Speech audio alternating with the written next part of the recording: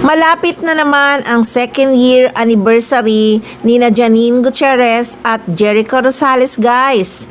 2 years na kasing magkasintahan ang Ekonin this year. Itong September na.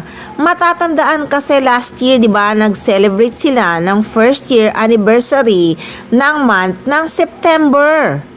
Nagulantang pa nga at sobrang kinilig ang madlang people nang i-post ng Ekonin ang celebration nila sa kanilang first year anniversary. At ang kasunod nun ay lumipad ang magkasintahan patungong Tanzania, East Africa para sa isang pambihirang safari adventure.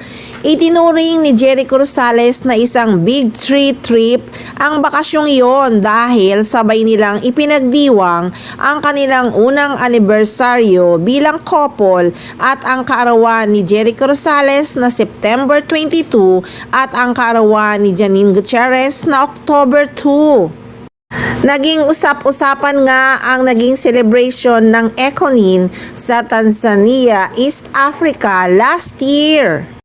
At pangarap talaga ni Jericho Rosales na muling makabalik sa Africa. Kaya naman itinuturing niya talaga itong life-changing milestone. At ang chika pa nga noon ay surprise birthday ito ni Janine Gutierrez sa aktor. Napaiyak pa nga noon si Jericho Rosales sa sobrang saya. At big tree celebration pala ang bakasyon nila sa Africa. May mga naghinala nga na nagpakasal ang Ekonin sa Africa.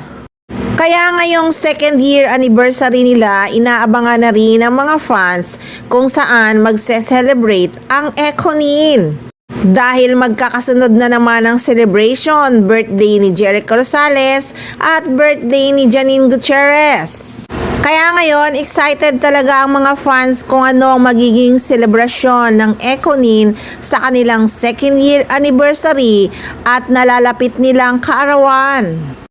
Siyempre, kakilig-kilig na naman yan at magiging masaya na naman ang mga fans.